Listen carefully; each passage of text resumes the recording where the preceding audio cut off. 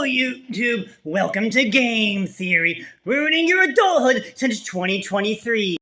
And for today, I am going to be attempting to answer one of the most difficult questions that you could possibly ask in DDLC. And no, I'm not talking about the best girl debate. We all know the answer to that one, right here. However, there is one question. Can Monika escape her reality? And to be honest, it is I, Grunty Boy. Grunty Boy, I have a lot of video to get in today. What could you possibly want to steal at a time like this? Nothing, actually. I'm in a good mood today, so I'm just here to show you something cool. Oh. Well, I mean, I'm a bit skeptical, but what is it? This really fun game is actually the sponsor of today's video, Doki Doki Literature Club. Oh, really? Well, that's great. Care to tell my wonderful viewers about it? Indeed I shall. In Doki Doki Literature Club, you take on the role of a high school boy who joins his high school literature club. There you will meet the girls Sayori, Natsuki, Yuri, and of course Monika. It is your job to form relationships with all of these girls, but there's something important to note. It also has psychological horror elements as well, so this game is not for the faint of heart. This game is not suitable for children or those who are easily disturbed.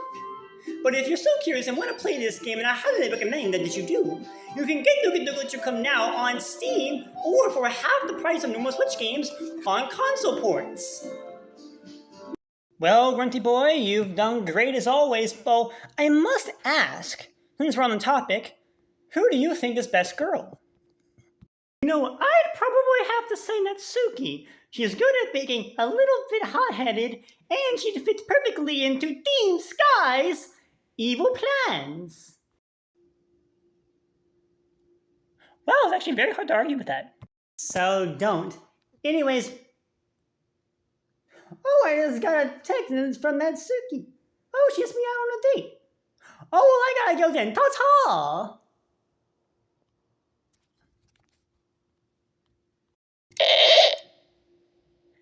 He done said what? Anyways, thank you so much to Doki Doki Literature Club for sponsoring this video. If you care to see me do a live gameplay here on this channel at some point, please let me know down in the comments below. Anyways, enough of that. Let's get into the true purpose of this episode. Can Monika escape her reality and get into the real world? Well, the answer is, I don't actually know. What did he say? Don't worry, don't be alarmed, don't Don't click off the video yet. You see, today is going to be more of an information-based episode before we get into the actual theory next episode. But I don't think these last 3 months for me, of all this information gathering, have been in vain. I feel like I've gotten a lot of good information. We're going to go through most of it today, and then in a few weeks we'll go back and we'll get to the actual theory part, and then we'll see if Monika can actually escape her reality. And today's portion of information, we're going to be focusing on movies, 3 in particular that I've watched over the course of the past few months, and ones that have to do something with crossing realities. And the first one we're going to talk about today is the movie called Matrix Resurrections. If you're familiar with the Matrix series, then you know that they have the option between the red pill and the blue pill. The red pill to, enter the Matrix and see what it's got to offer, or blue pill, continue on with their normal life. And it's an illusion of choice. You always take the red. You always want to know. So, in this movie, Neo goes back to the Matrix to find Trinity. And through that, there were 9 quotes. I'm going to read them off here. 9 quotes in particular that really stood out to me and might have to do something with this. Let me read them off to you. Number one, you think this model is a loop or a treadmill, some sort of sequencer evolving a program to do what? Model is a simulation used to evolve programs. We're all trapped inside these strange repeating loops. For the first time, I felt real purpose. I knew who I was and what I had to do. The paradox between free will and destiny. Are we just algorithms doing what we're supposed to do, or can we escape our programming? Is it so much simpler to bury reality than to dispose of dreams? How do you know if you want something yourself, or if your upbringing programmed you to want it? If we don't know what's real, we can't resist. What validates and makes your fictions real? Feelings? So, based off of this, and watching this movie, there wasn't a clear escape route, and all three of these really have a clear escape route in at all. But Matrix Resurrections, between the real world and the Matrix world, there seems to be a stable connection between the two. And if you remember from the emails in Doki Doki Literature Plus, one of them talked about creating a stable connection between VM1 and VM2. VM2 we'll get, that's another theory for another day. But, so that stable connection, they haven't accomplished it yet. And I'm thinking, if Monika can create a stable connection of some sort between her space classroom and maybe reality, that could very well be something she could possibly do.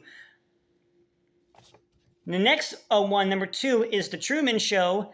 And I actually didn't get to watch this one in full because of it was like a late notice kind of thing when I found it, this information. But I was able to get most of the plot written down here, like a good bit of it. And we'll stop and go through some of this as we go through. So Truman lives in Sea Haven. It's a glass dome. So in other words, it's another reality, and it's a reality TV show. So he's being overlooked by cameraman, and you know how Monica is being overlooked by the people running the simulation. So that's a connection there. And then Truman was supposed programmed to fall in love with Meryl, but he falls in love with this girl named Sylvia. But Sylvia then is removed from the show and joins them in a group of people in Fiji, and they create a group called Free Truman.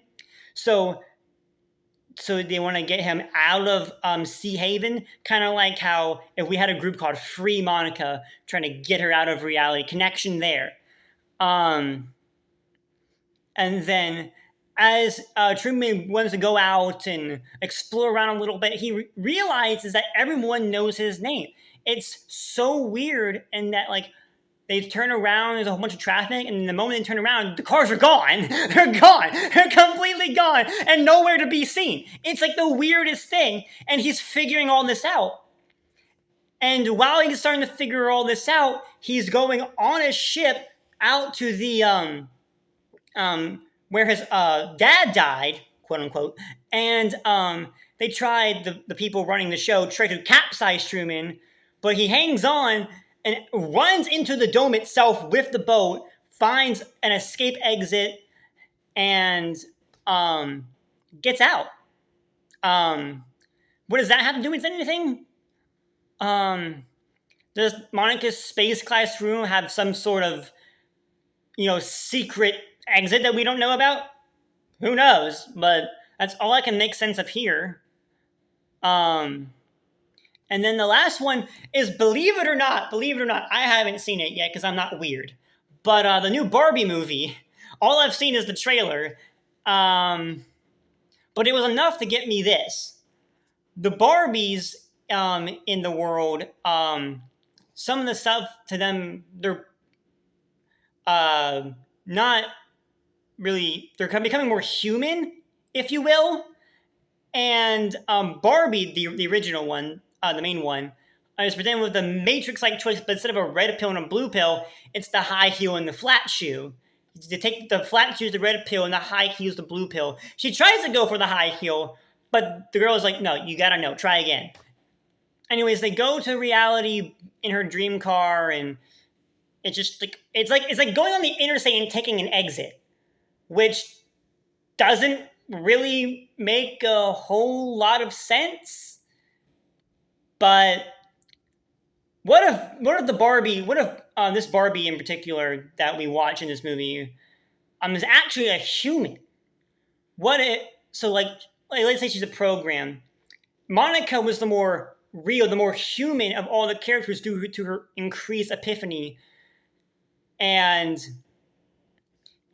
with that being said, it's so weird. And what if, because the way we've all seen these movies and crossing realities, they make it look so easy. So are we actually overthinking it? Is it actually super easy? Like, what's going on? I want to know. Like, is it actually a lot easier than it actually is supposed to be? Like, could one of the things I've already talked about, creating a stable connection, like some sort of like data transfer maybe, or like I said, like some sort of secret exit that I don't know about, or something. But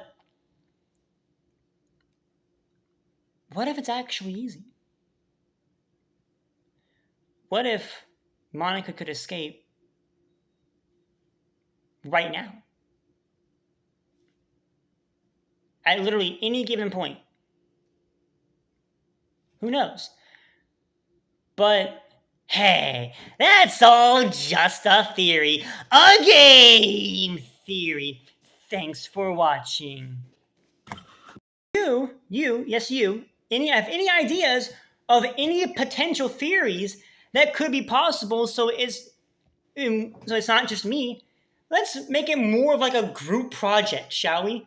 Let's take my brain and your brain and our ideas, and let's see if we can come up with some other idea for Monika to potentially escape. I want you to go in the comment section below and just start sending me theories. Just sending me theories for potential part 3. You heard me right. Part 3. There's going to be 2 parts already. A part 3 for this potential series that we're going to do on Monika Escapes. And if you have, I'm also thinking about putting this on Twitter as well. My Twitter account is at I am Zachattack4, and I'll put it there. You can put your theories there as well. Just comment on the post. Or if you don't have Twitter, you can do it right there in the comment section, right below this video. I'm super excited to what you guys have in mind. And Monika, hey, don't worry. We're going to get you out of here as soon as possible. Just bear with me here. It's going to be okay.